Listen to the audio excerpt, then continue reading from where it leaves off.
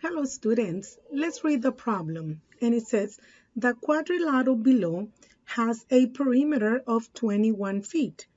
Which equation in factor form could be used to determine the value of x? Okay, so we need to what? We need to factor it, right? Okay, because we want to know which one will be the one that can help us find the value for x. Now, what we do know is that the perimeter is 21 feet. Okay, so right now, if you look at the quadrilateral, every side has an expression, right? So before I can work on my problem, I will need to, yes, I will need to combine like terms, right? If that's what you're thinking of. So let's go ahead and start with my x squared. Do you see anything that can be combined with x squared? Okay, I do see another one here, which is 5x squared, right? So let's go ahead and work on that one.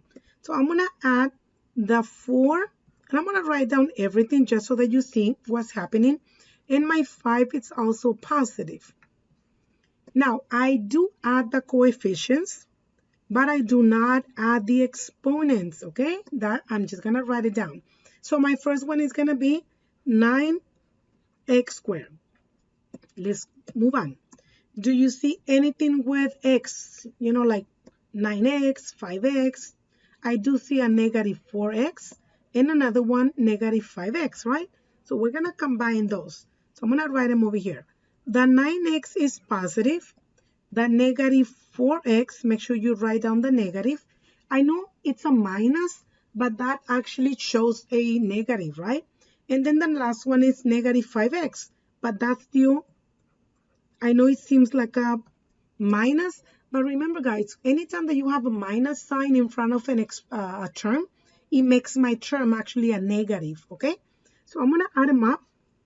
So if I add my negative 4x and my negative 5x, right, that's going to give me a negative 9x, but I have another one 9x. Therefore, that's going to cancel and it becomes a 0x, okay?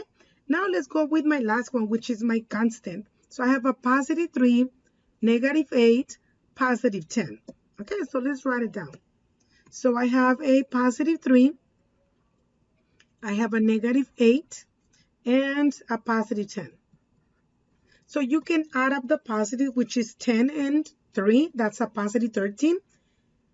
And 13 minus 8, it will give me a positive 5, right? So let's write it down. So now I'm going to write down my answer. So I have 9x squared plus 5. And remember that the perimeter is equals to 21. Therefore, I'm going to write down equals 21. Okay? So I need to move my terms to the left. And in order to do that, I will need to subtract 21 on both sides. Right? And that will give me 9x squared minus 16 because we're subtracting the 5 and the 21, right? And equals 0. Now, at this point, I'm hoping that you can recognize that both of the terms are actually perfect squares, right? Because remember that if they are perfect squares, then we can use this rule that says, well, if I'm finding the difference of these two squares, right, which are my perfect squares, then I can do it like in a shortcut, right? So what I'm going to do is I'm going to ask you to write down both of the terms, and I'm going to ask you to find me the square root of them, right?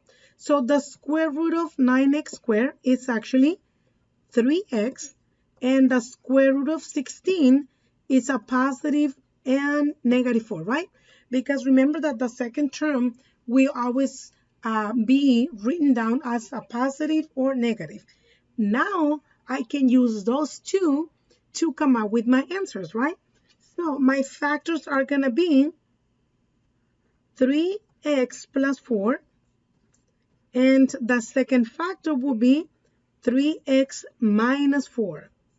Okay?